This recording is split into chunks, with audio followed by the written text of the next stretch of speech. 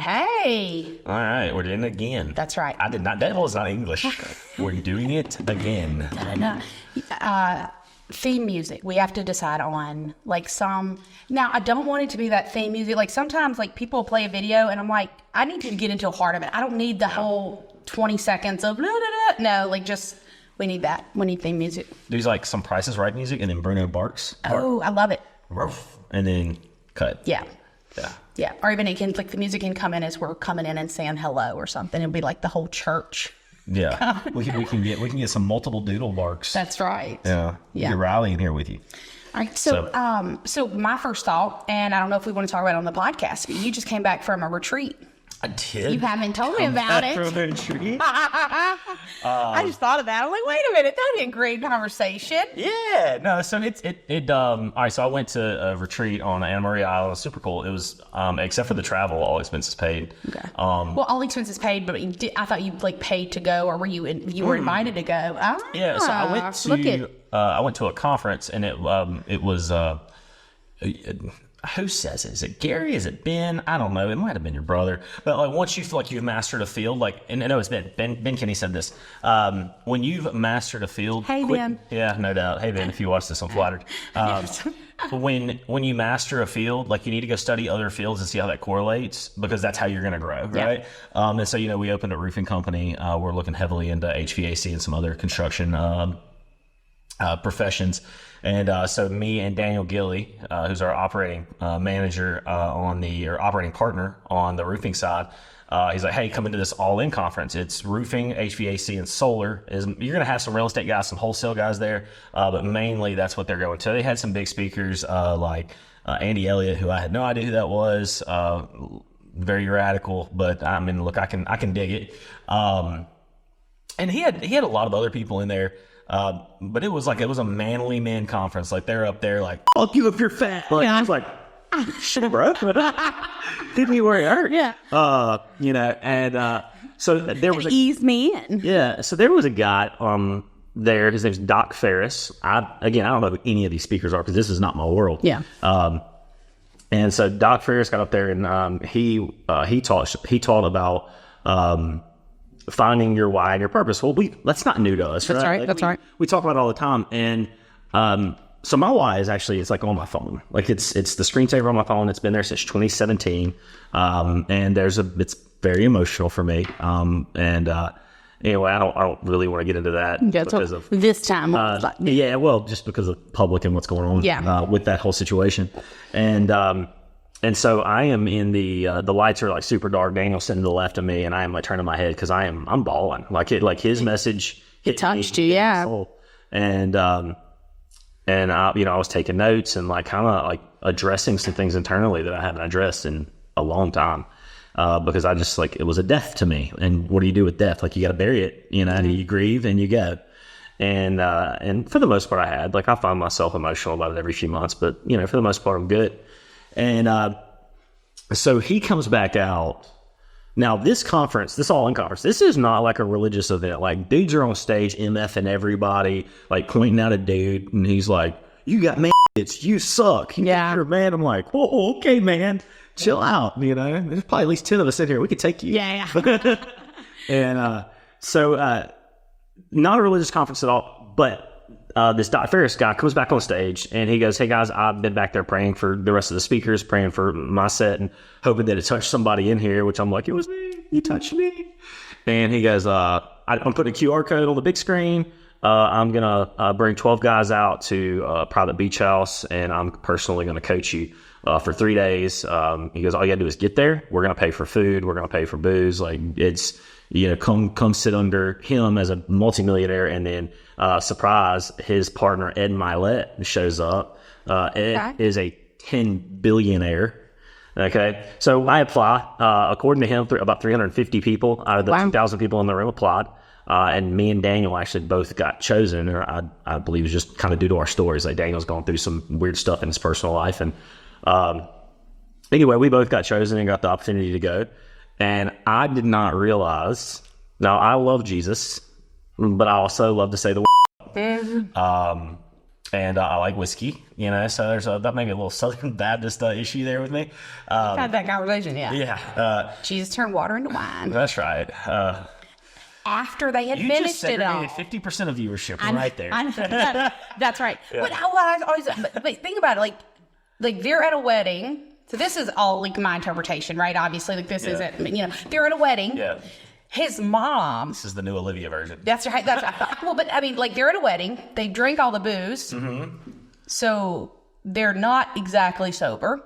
And somebody's like, hey, we're out of wine. And probably like, hey, Mary, we're out of wine. And Mary's like, my son, he does miracles. Hey, Jesus, come over here. And she's like, Mom, come, really? Okay, fine. Again, this is my story. And so he turns water into wine. This wasn't a whole bunch of sober folks. It's my theory. I don't have any major issues with people and drinking and all that. I know. It's just there are some biblical principles there, like kings' senses shouldn't be dulled, and so they talk about like rulers and liken that into like if you're a CEO, like if you had any goal other than to conquer and win, then there's and I'm being funny somewhat, but I do think that it's not the way that some people think of it. I also though it to me it is also. Sometimes we can, as religious people, harp on one thing and make it like bigger than it is, but forget that the Bible also talks way more about gossip being a sin than most anything else. Yeah. And so, but that one, and it says don't be. It says don't be a drunkard. Actually, yeah, don't be a drunkard. The sin is putting it in front of Jesus, right? Yeah. And. So I guess though that's the kind of my take on it. But so anyways, side go ahead. All right, so I did not realize this was a biblical. This was a straight up Christian men's retreat. Had I known, probably wouldn't have gone. It may have been good that you didn't know. Well, that's so it stretched me, right? Like pressure creates diamonds. We know that. And honestly, good for some of the things I'm going through in life right now. Anyway, so what I did learn. And I'm not against those religious retreats. No, it's just it wouldn't. I'm not a church camp guy though. Yeah. I don't. I like a lot of people. Like there were some things that happened. You just hadn't done one before, and now you got exposed to one. Good or bad, different. Yeah. It's where it was, right? Was it good or bad? No, we'll see. Yeah, we'll see. Yeah. So I am glad that I went. I definitely met some really cool people. I met some 25-year-olds, 26-year-olds who are out in the marketplace killing it, and they're good people. Yeah. And again, like some of that stuff in there was very church campish. Like some of those guys left like, I'm going to go do all this. And I was like, but are we? What was something that you got out of it? What was your takeaway? So I realized internally that this is not really business. This is really like personal, emotional. But that's when, and we grew up in a learning, and I think and when I say grew up business wise, you and I, right? Your business grows to the extent that you do. Yeah, I stand on that. That's one of my cornerstone beliefs is your business grows to the extent you do. Like people wonder why I pay for coaching. Why do I go to seminars? Why do I go to all these Zoom calls every day? Right. Even outside of that, so like I have we should all be learning things that make us uncomfortable, even outside of our job, right? So like, I know like one time I started to learn guitar, and it was funny how often like going through the stages of being a newbie at something helped me better serve my clients, better serve my family, better show up in the world, because it makes sure that you stay humble and you understand where other people may come into. When I decided I was going to do a sprint triathlon, and then I realized that I'm scared of water. I think we talked about this before. Like, so the way that certain people feel about, like, say, cold calling. Yeah. I didn't realize that when people say I don't like that, what some people are saying is like I have anxiety about that. Yeah, I'm terrified. Yeah. Well, so when I was in the water and I'm swimming and I couldn't make even the pool. At this point, I was in shape. I was running. I was riding my bike. I could not make it across the entire pool. So I put my face in the water and you do and the second one, I would come up. And so I actually went to the swim coach and said, hey, that was at the wellness center at the time. She was actually coaching my nephew. I was like, hey, could you just watch me? I'm doing something wrong. And this is the other cool thing about having a coach, because they can see things that you don't. And so that first time I come out of the water, and she goes, well, I can tell you what's wrong. And I'm like, oh, what is it? She's like, you're freaking out. You decided that's an anxiety attack, Alivia. And for anybody that has ever done like the Enneagram, I can't remember, it's a 5. And basically everything neck down, I don't recognize it sometimes, or I don't give it a name, or I just ignore it. So I'm not in touch with it. So I had no idea that that's what anxiety felt like. Now, I've experienced that before, but I never put that label on it, so I couldn't do anything about it. Right. And so by doing that, and then coming and thinking about the people that I'll coach in their business, and they're like, I don't like that, or I now know can go deeper. Is it like you don't like it, or is there something else attached? Right. So I think, when we look at, the extent that we grow, I think everything, you going in and playing pickleball, sometimes people, that's not business related. No, it is. The other piece, and I'll come back to your story, but everything is business related. Going for a walk, think about it. When do you get your best ideas? Is it when you're working? Nope. No. Mm-hmm. So for business, it is walking down the road. Yep. And listening to a book. Yes. No, that's not even driving, because there's too much stuff for me. Sensory stuff that's happening. When I am walking down the road and listening to a book, I can write a book on a different topic while I'm listening to something. It's crazy. Well, that was when I was running before I hurt my feet. That was for me I would read 3 or 4 books a week. Now, I say read them, listening to them. And sometimes it was the same book, but I'm telling you, the what I got and the thoughts and stuff. So I'd be, on the side of the road, I'd stop and I'd make my note in my phone. Well, so that's part, I think a lot of times business people, or people in general, forget that going out and taking that walk is actually business related. Yeah. Because that's when you get our best ideas. When we realize, oh man, that's how somebody took that. Let's see, what can I build? So that is 100% so important to your business, to take that time. Yeah. I agree with that. All right. So, you asked me what I learned, and again, I think you clarified, maybe it is business. Right? It is business. Yeah. And it's life. Is that there's a lot of situations that I've endured in life, and I don't know that I have, completely processed all of that. And the biggest one is child related. And he said a quote, and I wrote it down. I wish I had brought my notebook with me, but he said, and it was pertaining to me, but it was, inside of all of us there is a little child trying to heal from wounds of the past. And that child, when you're having these issues and you're having these hang-ups, which for me, he called it, it's not empathy, it's apathy.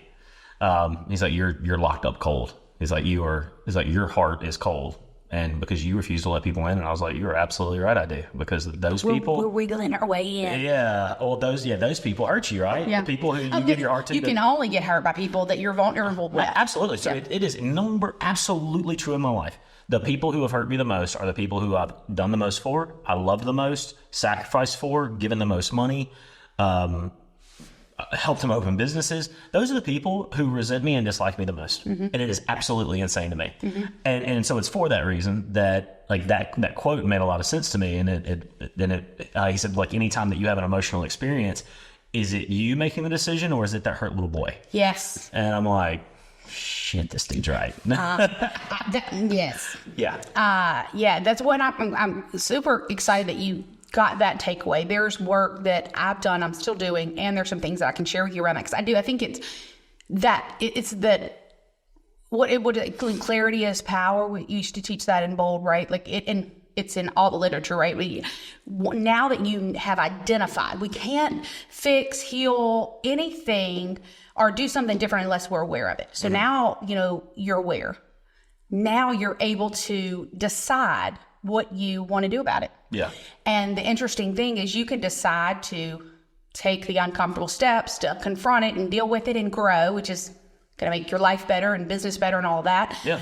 Connect with people even more, because you connect with people really well. Or you can choose to ignore it. The crazy part is you can't unknow it. Yeah. No, so there's no ignoring it really. When you know, you can decide not to do anything about it. Yeah, you can put more scar tissue over a wound, right? But that doesn't put more food on top of it. Yeah, shut it down. That's a defensive mechanism. But it's not a winning mechanism. No. Yeah. That's one of the things that it's interesting, and maybe your experience from those guys that were there. And I know today we're utilizing like money. I just mean like they're winning at something, because I know people that they're winning spiritually. And now, interesting enough, a lot of the people that I know they're winning spiritually, I'm not saying that they're millionaires, but their finances are secure. Now, this isn't from like the USA, like, oh, God gives us money. I don't mean it from that perspective. But I hate the message of wealth. That's right. Makes me so mad. That's right. But they're a steward of their money, right? Which is what God calls us to be. And I have not always been. And that's probably one of my big ones, right? Drew Lee, my old coach, I'll give a big shout out to him, because 2019, we really started, and I'm still working through it, started identifying how I behaved with money based on childhood trauma. Like, what?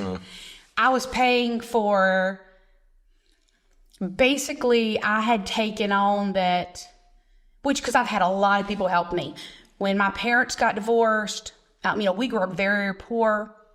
We lived on my grandfather's 100 acres. Yeah. And without him... I mean, if I'm not correct, like y'all was like dirt roads that y'all had to walk down, didn't have money for shoes all the time. No. Like, I remember, I can't remember, I think it was Chuck or maybe it was Avery telling me the story, but maybe not dirt floors, but like old wood floors that were you shouldn't have been sleeping on them, but y'all were. So my dad built it. So when Avery, I'm about to be 42, so he's 55, about to be 56. So he's 14 years older than me. When he was like 16 or 17, and him and my brother Andy and my brother Wayne, probably all the kids, they built the house that we lived in. Uh-huh. Now, so you would think, growing up, you're like, well, you had like a new house. No. There were, now Avery moved out either right then or soon after, because he and Kathy got married. They were expecting a baby, or they had a baby. And Andy moved out soon after that. But after they moved out, there were 5 kids and 2 adults that lived in this house. There were 2 rooms upstairs, a living room and kitchen downstairs. One bathroom, it was upstairs. There was no sink in the bathroom, toilet and a tub. The sheetrock, we had sheetrock up, but there was no things are supposed to go on top of the sheetrock, or get painted, or there was just sheetrock hung on studs. Yes, yeah. And so you brushed your teeth downstairs in the bathroom sink. Yeah, no, insulation was not so great. We did not have an air condition. And look, I'm not that old. Most people had air conditions back then. This was 5 years ago. Yeah. People had air conditioners. 42 years ago. Yeah. I guess I would have been little, but let's say that I was 3, 4, 5 years old. But in Louisiana, I have actually been to I've talked to somebody that was in Kentucky, and they did, but Louisiana, everybody had. I remember when me and you went to Seattle, and I kept going through these Airbnbs, and I was like, they're so expensive for things that don't have air conditioning. You looked at me and you started laughing at me. I think we were on the train, and I was probably lit, and you were like, Harrison, it's 30 degrees there at all times. They don't need air conditioning. I was like, that makes a lot of sense. Yeah, but that is not the case in Louisiana, right? It was. So we had one heater in the whole house, and so there was no air condition, and no heater. Summers be hot, and winters we had the one space heater in the living room. Yeah. And so you talk about everybody, our joke is one of the reasons that we are so close, all 7 of us, is because it didn't matter what kind of fight you got into. When it's cold, everybody has to get in front of the fire and get real, real close. Yeah. And then, my dad he had some issues. He couldn't hold a job. They yelled and screamed. But no, we grew up poor. Yeah. Now, thankfully, because my papa owned this 100 acres, there was a time after the divorce that we were on welfare for a bit. But we would have been on public assistance the whole bit if we weren't able to live on Papa's land. Right. And so, Mom and Daddy split up for the final time. They'd split up. They were married for 22 years, but like my entire life, like they were on again, off again. Yeah. Well, like I remember one time they called us all down and they, you have the talk and hey, he's going to move out, whatever. And I remember going upstairs and I was crying. None of the rest of my brothers, my older brothers, I only have one younger brother, didn't faze them at all. Well, so I'm upstairs in my room crying and a brother walked by. Matter of fact, it was Wayne, walked by my room and he was like, what's happening? Like, they're breaking up. And he was like, don't worry, he'll be back in a little bit. It's just what they do. Yeah. So, but it was, but by in third grade, they finally did get divorced. And we had, so that's about the time we went on welfare. And then, Mama, decided to get, she had gotten her license to be a school teacher and she was having a hard time passing like the final test. So she, and teachers did not get paid very much. Mm-hmm. And now at this time there was only 5 kids at home, but that's still a lot of kids. Yeah. And so,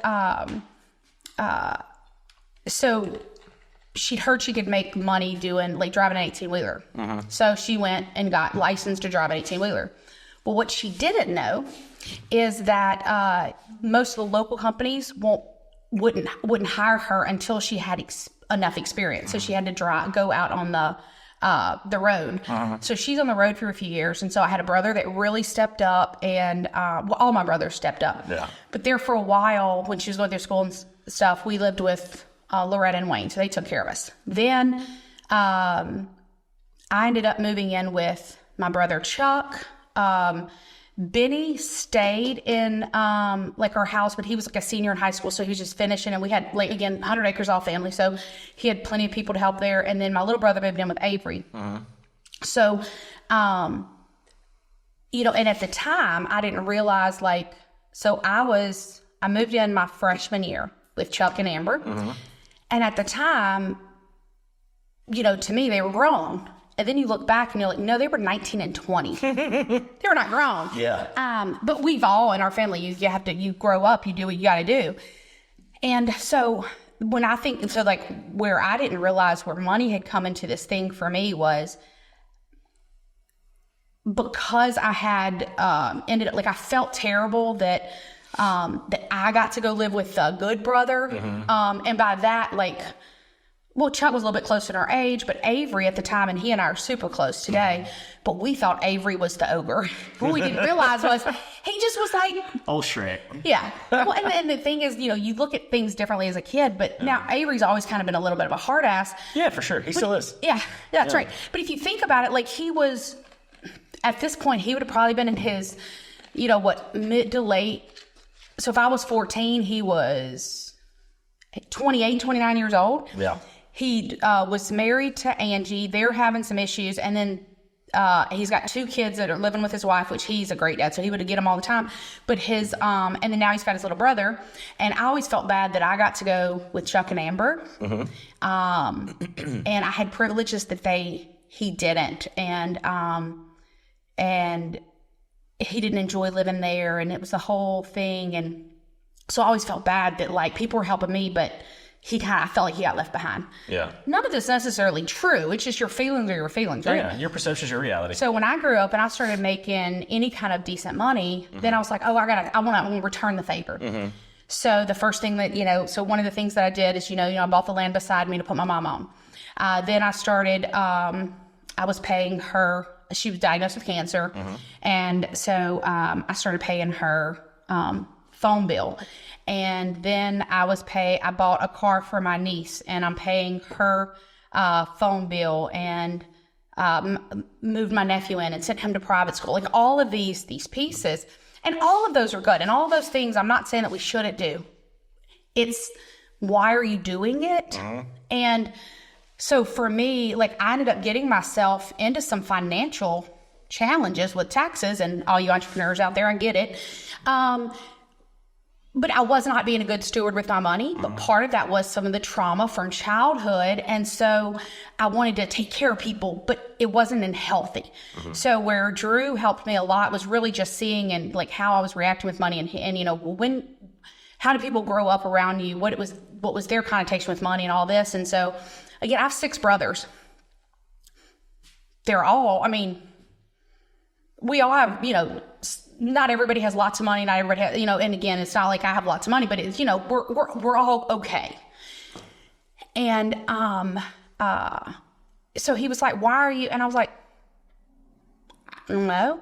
And so every one of my brothers would have not have a problem doing anything, but I wouldn't even tell him. It wasn't even my thing. It was, so he helped me understand that. So I started calling people and doing what I thought was going to be tough conversations. Mm-hmm.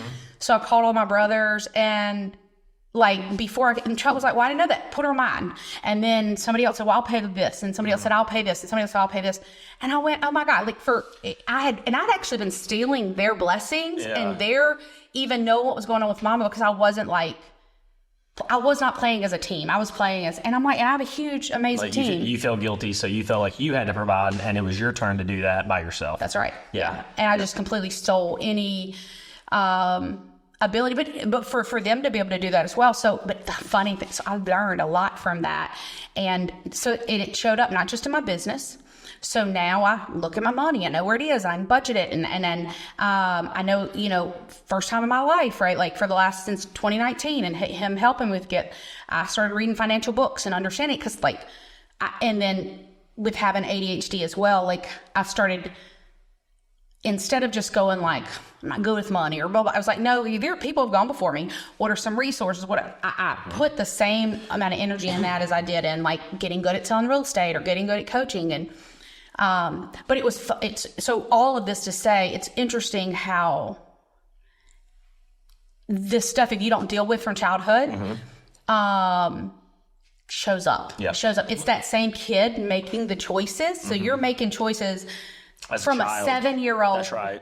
Like, how would a 7-year-old make it? Yeah. And so, I struggle similarly, and like we spend our money on different things, but like with Addison, like some of the things that I buy for her are honestly kind of out of guilt, right? Mm-hmm. Like I've been in her life since she was 3. Me and her mom were on and off again, and you know, I feel like, you know, she grew up without a functional dad. You know, I think her dad loves her, but he's got demons. Yeah. You know. But I love that you say that, because I think that too, like we grew up and for a long time we were all, and some of us are still mad at my dad, but from a grown-up's perspective, he loved us. Mm-hmm. He just had demons and he had problems and challenges. He did the best he could with what he had. Yeah, and that's what you have to assume about humans, is that even in their error, even in their problems, even in their valleys, right? That they're human, and we have to trust and believe that they're doing the best they can with what they know, with where they're at, and what they have at that time. Yeah, and I truly believe that. Now, I'm not saying that there aren't truly like evil people in the world, but I think that's when people outliers. Just relinquish. They're like, it, I'm out. Like mentally check out. We're going to do whatever human says. Yeah. But for the most part, I believe that. So I'm a big believer. Like if somebody's rude to you, like we used to talk about this, like you would call somebody for cell phone, or you would do a cold call. And if they like dog cussed me, obviously when you first get in the business, and I still please don't dog cuss me. I don't like that, right? We talked about this the other day. Don't embarrass me. Yeah. And yet what I, through working through that stuff, was able to realize that like that they are going through, like if a phone call or if a slight causes somebody to go from here to here, they were already here. There's something else going on in their life, and you happen to be in their way. And odds are that at some point they felt about it. Mm-hmm. And because I'd love to say I've never yelled at somebody that didn't deserve it, or I never raised my voice. I'd love to say that, but it's not accurate. Have. Yeah. And hopefully, like now, you know, I do my best to go back to the person and clean it up. Mm-hmm. And yet, like we're human, but so that's where, to me, 100%, if somebody does something, like you shared the story with me earlier, we won't talk about it on the YouTube, and yet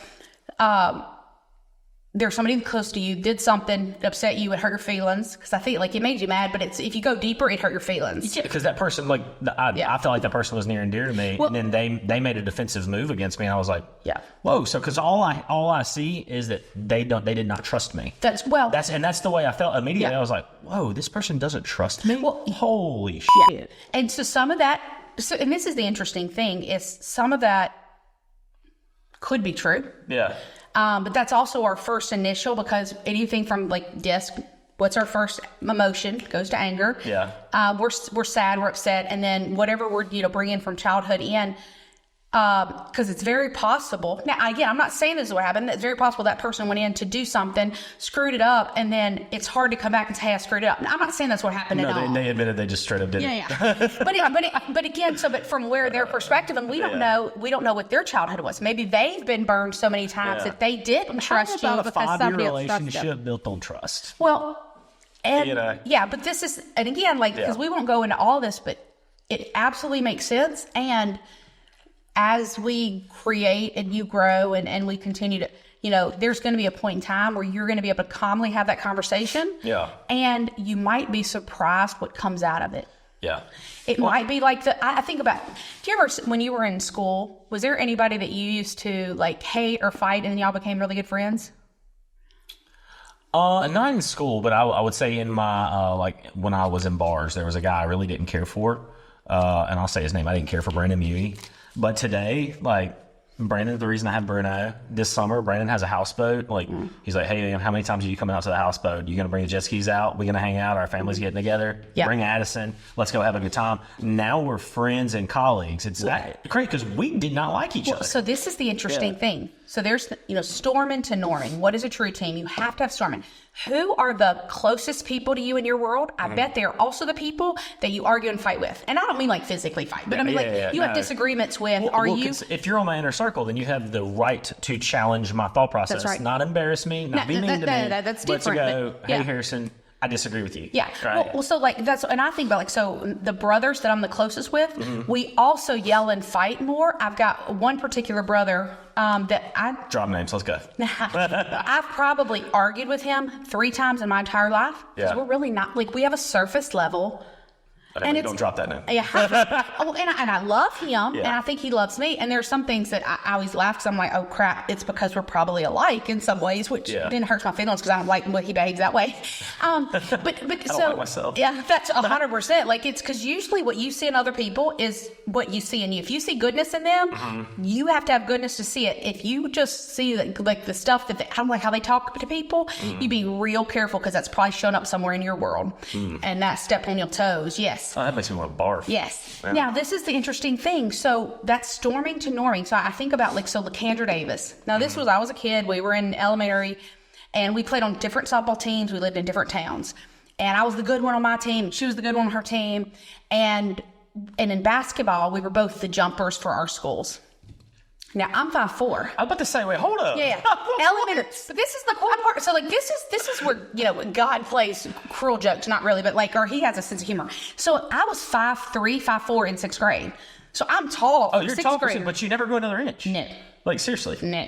So, we go to junior high, and Lakandra Davis and we actually were Facebook friends. I haven't talked to her in years, but I still, her and Lakeisha Thomas, and like I'm in school for years. Yeah. And those two people, like, to this day, like, I love them, and which is probably weird because I don't know them as grown-ups, but like they made a big difference in my world. Yeah. But so Lakandra Davis, so we're both playing for junior high. Mm-hmm. So we're in 7th grade. Junior high used to 7th grade, and we were both the starters, but we fought all the time. No, I'm no longer a jumper because she's this tall, right? Yeah. And because she's probably, if she's not 6 foot, she was tall.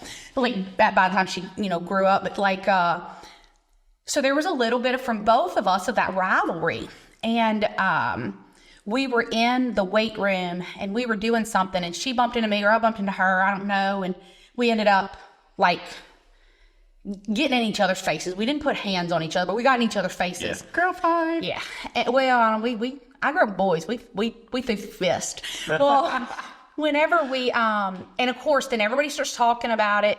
But for whatever reason, both of us, and it's crazy, like there are times when you have to stand up for yourself. Both of us came out of that with a different level of respect for one another. Mm-hmm. And we became friends. Now, interesting enough, when I say like she made a difference in my world, it wasn't like we were friends to the point like we hung out all the time.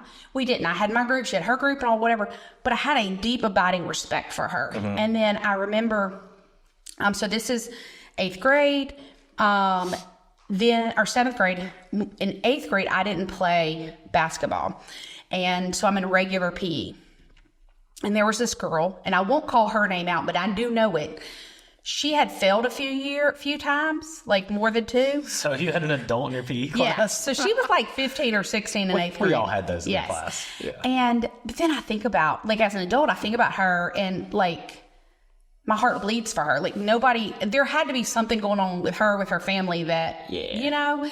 And so, of course, I can imagine she's probably come to school all the time, already having her back up because people are talking about her because she's the dumb one or whatever, right? Yeah. Well, but we thought of her as a bully. And so we're playing basketball and during regular PE, and she said something ugly about my friend Sunshine. Sunshine. And he's from California. Yeah. And so we end up. We'll remember the Titans parody. That's right. So we we get in this tussle, and then she calls me the B word, and I said, "You ain't gonna call me that." So then we're throwing fists, and she got suspended. I got in-school suspension because I think it was my first fight at school. I had some fights on the bus, but this is the first fight at the school. And like I said, I had a temper. Well, anyway, so but from there, so we obviously, like in our school, you had white people and black people, and for the most part, everybody got along, even though it was a small town, and we definitely have some people that are not nice, very racist, that type of thing. But for the most part, the kids, we didn't care.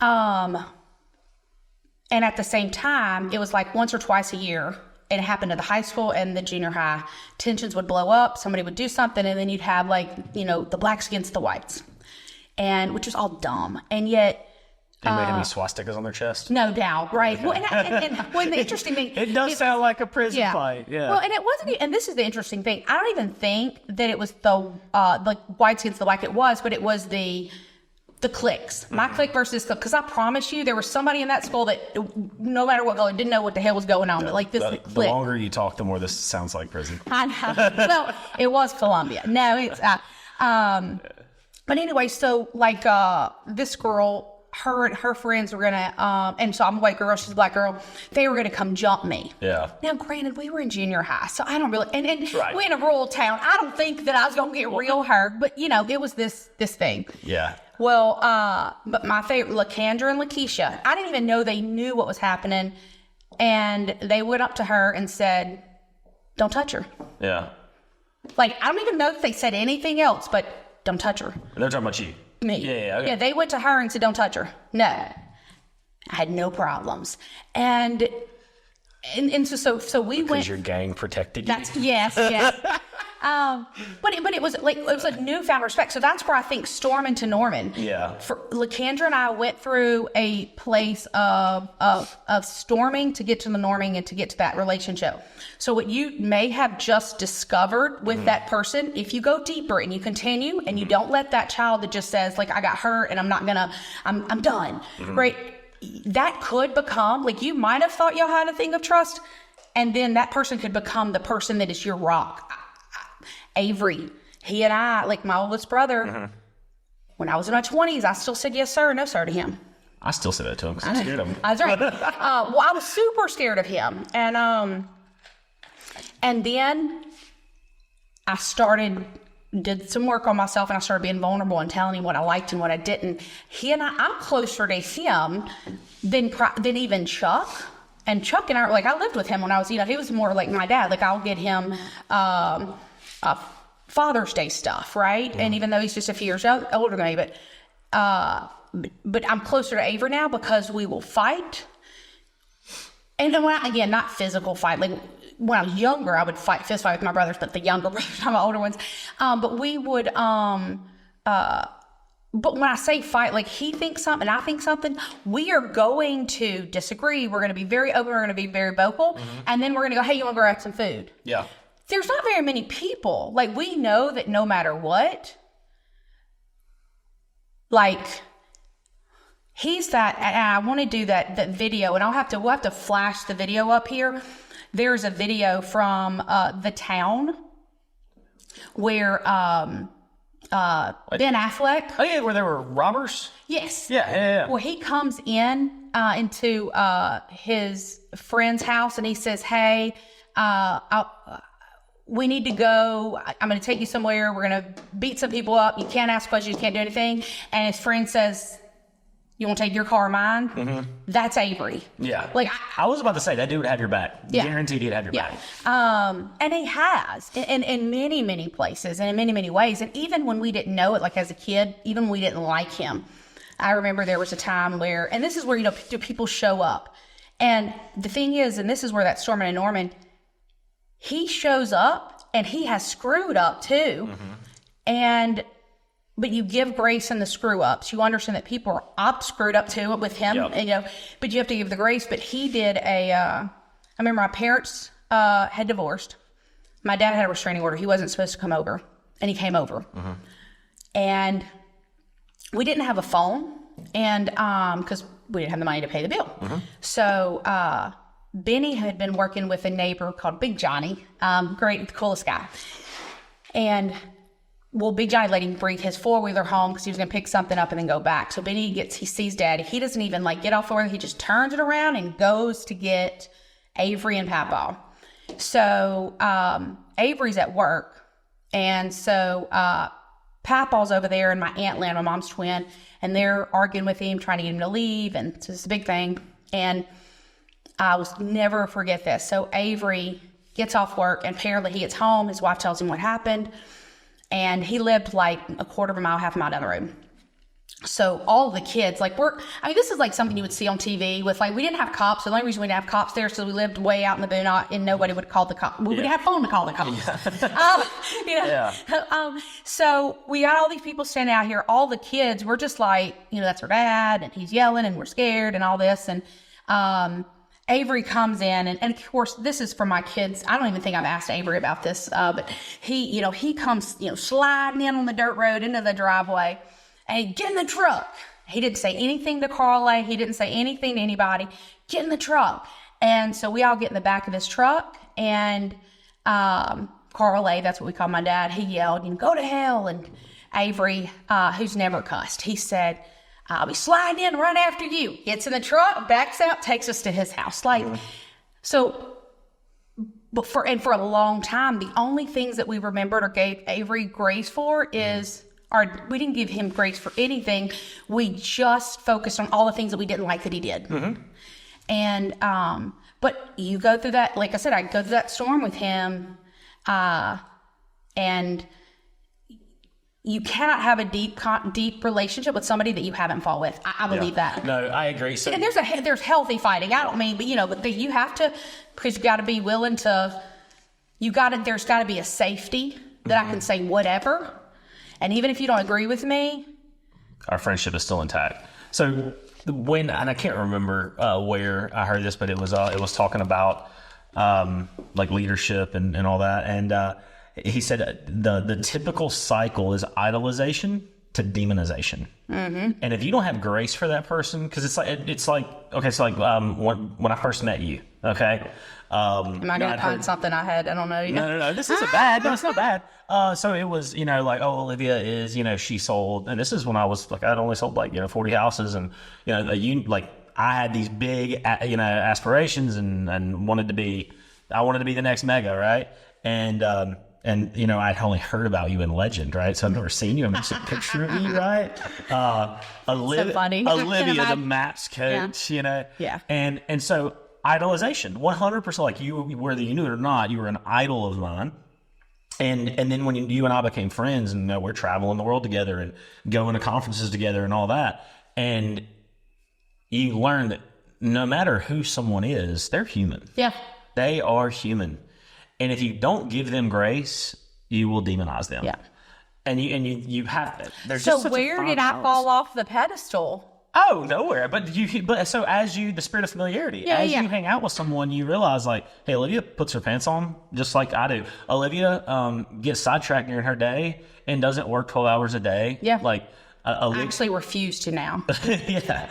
Olivia may be at home at 1 o'clock, like on the couch with her dogs, that's a thing. And so you realize somebody's human. And if I don't give you grace for being human, so it's not that you fell off the pedestal, but as you get to know someone, You do. Yeah. they do fall off that pedestal, and you have to respect them for who they are and give them grace because they're also a human. That's right. Or you will demonize them. 100%. And I've even demonized my idols in the past. Yeah. And I think that may be a lot of what's going on right now.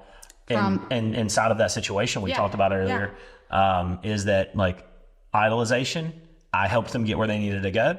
Now they're going to do their own thing. They may or may not need me anymore. Time will tell. Yeah. But now I have become a perception of an enemy. That's right. Yeah. That's right. Well, and because people don't know how this person's going to take it, or that person's going to, and then other people talking, and you're like it's a very, it's an interesting piece. But yeah, that's and you're right. So I even think so in relationships, I talk about my brothers, but it happens think about couples.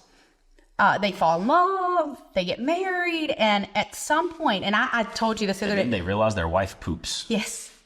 Well, really. I did I told you this, but Chuck had started this, and then I do it. So every time I meet somebody and they've been married for a really long time, I ask them, tell me about your relationship. I've yet to ask somebody, and I'm talking these people have now been married 40, 50, 60 years. I've never found somebody, when they tell that story, that there is not a time that they didn't just dislike their partner, despised, didn't want to come home, Yeah. But this is the interesting thing. I think of, I know you don't know them that well, but Judy Moore and Richard Moore. And I just think they're amazing. And one of the things with, and I won't tell their story because that's their story to tell. But one of the things, I think about, they've been married for so long. And if you look and go, who would I want to be when I grow up? I want to be in a relationship like that. The way he treats her, the way she treats him. Sometimes you're they, in a great way, they act like that 16, 17-year-old that just making doe eyes at each other. And she'll say things like, Richard, or no, I think it's awesome. And yet they had to get through that storm to get here. Yeah. And again, and I'm also not saying that everybody, there are times when you got to get out of a relationship. I'm not saying that. Also, nobody take any relationship advice from this show, this podcast, or either me or Olivia, because she's 42 and single, and I'm 34 and single. That's right. And likely not to change, if I'm being honest. We're not giving relationship advice. Yeah. Take what we can share with you from what we've learned, and then go get a relationship coach. Yeah, don't do anything that I've ever done in relationships, ever. Yes. But that was part of that, that scared boy, right? That's one of the things that we, I honed in on. So, all right, I have to tell a joke. Okay. So inappropriate. We might have to bleep it out. Yeah, right. No, so you talk about people who've been married forever, and there was this guy who'd been married to this lady forever, and the young man comes up and goes, I want a relationship like yours one day. How'd y'all stay together? And he goes, cheat. Yeah. I've heard that. Or no, the other joke that I like is somebody says, they see this man and he's and looks like I'm shell shocked, and he's they're like, what's going on? And he's been married for 26 years. And they're like, well, why are you so shell shocked? And I'm probably going to ruin the show, but he said something like,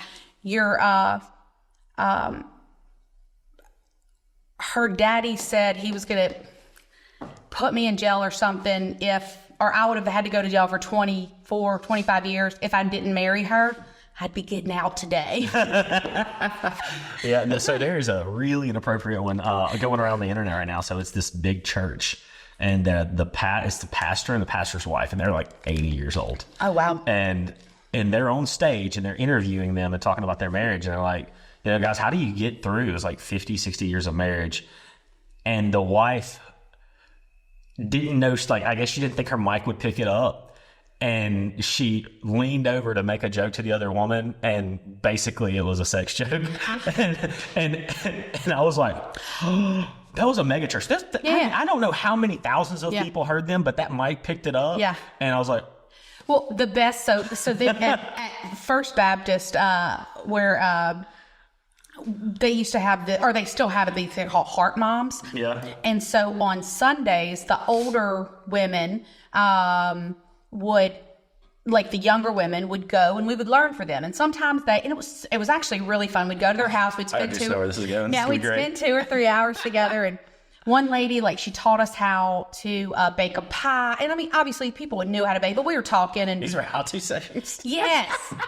My mom isn't that good. No. You're going, yeah, that's, so there, one lady's baked pie and we talk and we're just hanging out and they treat us really well. Like they all the ladies got together and they cooked food and it was really to pamper, because a lot of, obviously at that point I was younger, but most of the ladies in the group had kids, or at least they were married. So this was like their way of pampering and mentoring the younger ladies. And then this one lady, oh my gosh, it was so funny.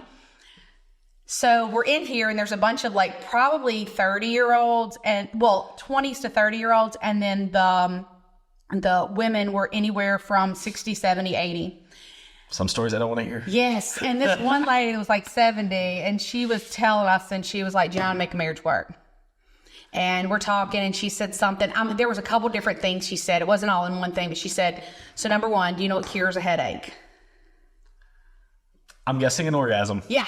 Okay. So she's like, and I was like, I was not expecting to hear that here. Here we go. And then she said, and then it was basically that old adage of. So this, pause for a second. Yeah. This conversation with me and you feels so weird because out of all the, with the hundreds of hours that you and I have talked, we have never once talked about sex ever. I don't think we've ever hugged. No. We figured that out the other day. We've literally never hugged. Yeah, we've never hugged. Yeah. We'll hug on camera. Guys. Yeah, we'll have to do that. But like that's we high five and say somewhat rude things to each other. Yeah.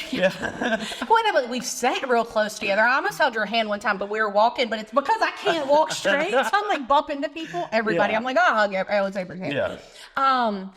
But we're both like, and again, I don't know how you are in a relationship, but like when I'm in a relationship, I'm similar. Then I do know. I've seen that, and I'm not. I wouldn't. But like when I'm in a relationship, like I won't touchy feely. But outside of that, like I don't like. I hug my mom. I hug my nephews. I don't really like even my brothers, and we're all close. Yeah. We now, like matter of fact, Amber came and visited the other day, my sister-in-law, and like I lived with her when I was younger. Like she and I are really close. Mm-hmm. And she came over. They're living in Texas right now, and she came over. She took my mom to MD Anderson. She comes back. We're talking it up, and we're like, okay, bye. And she's getting in her truck to drive back to Texas. I'm getting my truck to go to somewhere, and I get in my truck, and then I was like, so I stopped. I got out of my truck and I said, hey, we're supposed to hug, and I hugged her. Like it just doesn't. We have to make a concerted effort. Yeah. And then Amy, at the, in your office the other day, she's like, oh, you don't. I'm like, no. I love to be hugged. Yeah. I just don't initiate. Yeah. No. Yeah. So anyway, so it is very funny that we're having this conversation. All right. So step one was how to cure a headache. Yeah. Orgasm's the answer. And Next. the other one was say yes, basically, is what it came out to. And that's how you get so much more rapid. No. Like that's how you have. There was going to be like. Well, she did a dance and stuff, but I'm not going to do all that. But yeah, it was very much. I was like, a 70-year-old dancing. I think so. She was probably in her 70s. But again, but I was in my 30s, so Still grandma. Yeah, but. Oh, gross. No, it's not. It's sweet. I just think when you're 70, somebody doesn't. I can't imagine that. I literally can't imagine that. I think that I'm gonna hit 60 and my life's just gonna end. No. Yeah. And we definitely need to just get your finances, not your finances, but your will in order. I say, Olivia would like you to get some things in order. Can't imagine what that paperwork's gonna say. Yeah. Okay, so do we want to? I know Venom would just shoot because this is, and for anybody, Connor's going to be cutting this up and he's going to cut some clips, but he's also, I would say this is our official first podcast because I know we did some interviews. Mm-hmm. Yeah, well, we might throw them up there later, but I don't know that. No, I think we will put them in there. I think we should definitely just put them up there. We'll put them up there, the whole things. But so this would be our third one, and so this is going to be more of the direction, at least for now, that we're going to take, where we're talking about anything and everything. What have we learned? What are we going through? We are going to invite some guests on, so you'll be able to get some other perspectives as well. And so yet, Ben Kinney, Gary Keller, Andy Elliott, Ed Milet, that was really cool hearing him. Yeah, I would love that. It would be really hard to get a 10 billionaire. Hey, we don't know unless we ask. I'm just saying. I You will got ask. ask. I don't know. Maybe I do. Yeah. The guy from Sacred CEO. So he actually asked me if I would host one of those here locally, and he would come and do it and teach it for free at the lake house. And I was like, I probably would. Maybe. I probably would. I have an issue being super religious. Like that's a tough thing for me. Yeah. Childhood hang-ups. Your daddy's a preacher. I mean, if y'all want to talk about it, I'll talk about it. But I'm going to offend people. They're going to be like, we're going to offend. Remember what earlier when you were like, I was like, you just half the viewer base are pissed right now. Yeah. Like I will literally piss off half the viewer base because of my views of church. And it's not that I hate church or anything. I love church. Like I think the church brings a good moral upbringing. It shows you love. It teaches unconditional love, which I think people need to know and feel at times in their life. Forgiveness, grace. Grace is the biggest one. Yeah.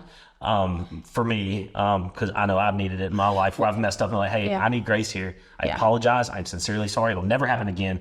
But not only do I need forgiveness, I need grace. Well, that's the interesting thing too. So like I grew up in church too. Like the doors were open. I was there. So I wasn't a child of a preacher, but it was very much like we didn't say but. I'm the son of a preacher man.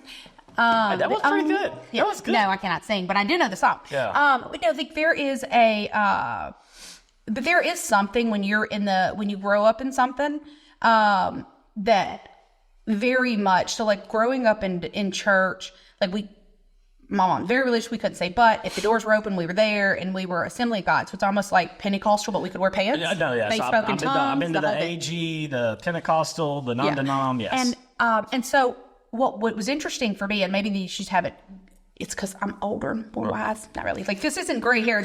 This is wisdom glitter. That's hanging out with Harrison too long. That's right. No. Yeah, I used to not know. I've been gray for a long time. I just quit colored it. So we had so growing up, I did not have grace probably until my 30s, because whenever I would, I would see somebody that did something and maybe they were, whether it would be the pastor or it's what do you call the deacon or something?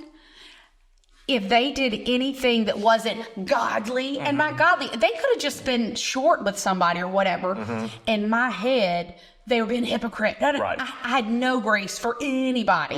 And so fast forward to growing up and understanding that nobody's perfect and God doesn't call us to be perfect.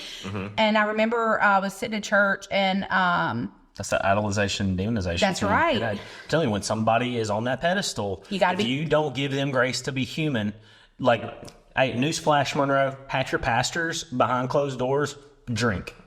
Half your pastors behind closed doors have a pornography problem. Half your pastors behind closed doors are lusting after women in the congregation. It's just a fact. But that's the thing is, it's not even half right. Like, that is human nature. That's right. And so the difference is, are you acting on it, and are you? Yeah. And the other thing with pastors is, look, I'm very much like, you'll have a pastor that falls from grace, and people, oh my gosh, they demonize him. Now, depending on what it is, we're gonna have, we're gonna. Well, I mean, he may not should be on the pulpit anymore, right? Right. And yet, at the same time, if you think about, if you do believe, then the person that is. I don't want to mess this up, but basically, the person that people look up to, the devil or, whatever, he knows if he falls, a lot of people are going to fall with him because they're going to go, see, it ain't even true, blah, blah, blah. Yeah. So it's the same thing, I think, of companies, churches, whatever, but you have somebody. Any of that. Somebody leaves and they got to demonize you to make their decision correct, right? Yeah. So there is a lot of weight on a pastor's shoulders. Very much so. And so a lot of times when they fall, I feel bad for them. It hurts my heart because I think people forget that I don't care how religious you are, how much we're all human. And then I always go back to the Bible, and when people think that you're supposed to be good, like when my nephew got saved, they meant well, but people would say, because he had behavioral issues, and people would go, oh, see, you can't be bad anymore because now you're saved. And I'm like, shut up. You're going to turn him away. That has nothing to do with nothing. Yeah. And you don't get, and this is something else at the conference, and I've heard this a million times to you pastors and all this stuff. And it's like, you don't get saved and magically you're clean, right? Like Christ is the bathing process. That's right. And so as you abide in that, like as you read the word, as you pray, as you believe and help He in our works mentor. on your heart. That's right. So it's But not like, hey, I'm saved, I'm never going to drink again. Or That's right. I'm saved, I'm no longer a drug addict. No, Yeah, you're yeah. going to struggle. Well, and we can look at those to be big things. Now, again, it probably depends on what denomination or what you believe in, but to me, drinking is fine. Yeah. Again, now, it's a don't be a drunkard. don't be a drunkard, but I think it's, put it, like, I probably, if I had a sin where, like, it's not alcohol, I don't turn to alcohol when I'm upset or whatever, but I'm turning to God, I turn to food or TV or whatever. Yeah. So that would be the thing that he would be like, Olivia, I'm working on your heart about. Yeah. But with all that said, you look at, we don't give people that grace. We think, oh, you're saved and now you have to be good. God didn't call us to be good. I think about, we can't be good. I think, and again, that doesn't mean like to go around and do terrible stuff to people. But our nature is human. Well, I think about, you look at David in the Bible, and this, who thought this is where we would go? Cheated. Yeah. Yeah. Well, no. He didn't cheat. This is the interesting thing. You go back and read it. And this did took me. Definitely took someone else's wife. After he murdered her husband. Right. So he murdered your husband. Oh, I guess it's not cheating anymore. Well, no, but he murdered her husband. If somebody murders your wife, let's say murders my husband, and then says, "Hey, come sleep with me." Okay, is that consensual? No. So he murdered and raped. Yeah. He's a terrible She was terrified, person. right? Yeah. Because it wasn't like in the Bible they talk about she was over there trying to be like seductress. No, she was doing her own thing. He saw her and said, "I want you. You don't have no choice, and I just killed your husband." Yeah. Like, he is not somebody I'd want to invite to my dinner table. Yeah. But he was a man after God's own heart because he screwed up.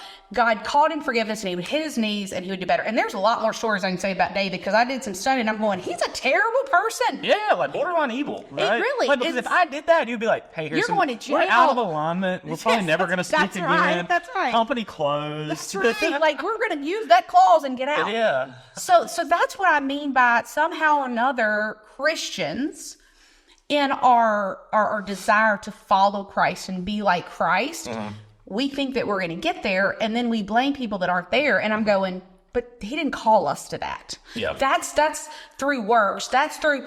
He knew, like, what is the thing? Like, he's like, basically every day you wake up, you're going to be sinning. But for some reason, we've made it like that we never do anything wrong. We don't get mad. We don't get angry. But even the thing is, a justified anger is not a sin either. Yeah. It's what you do with that anger. Jesus got mad in the temple. He threw the stuff away. Shit, yeah. But he didn't sin in that anger. Yeah. Sinning in the anger is I'm angry and I'm upset, and then I do things that I shouldn't do. That's completely different. Yeah. So anyway, so that's so we've never, you didn't even know what I believed about Jesus like This is the 3 most we've weeks ever ago. talked about Jesus. Yeah, you were like, I didn't know you thought that. So Yeah. so now we've talked about Jesus. These things are going to get interesting. We've talked about sex. Yeah. What else? I think that's this. Well, I mean, Jesus and sex in the same podcast. I mean, it's pretty solid. Maybe that's her. Jesus and sex. Jesus and sex. Yeah. Maybe that shouldn't be the podcast name. But it's catchy. That's catchy. It's catchy. Okay, so I know that we are also on we're kind of on a time constraint today as well. Yeah. So we're gonna wrap this up, and then we're gonna make some introductions, and so let's say we'll so bye to everybody, and then we'll stop it, and then we'll start. Sure. Bye. Start. No, we gotta. What's the? Get the out. Yeah.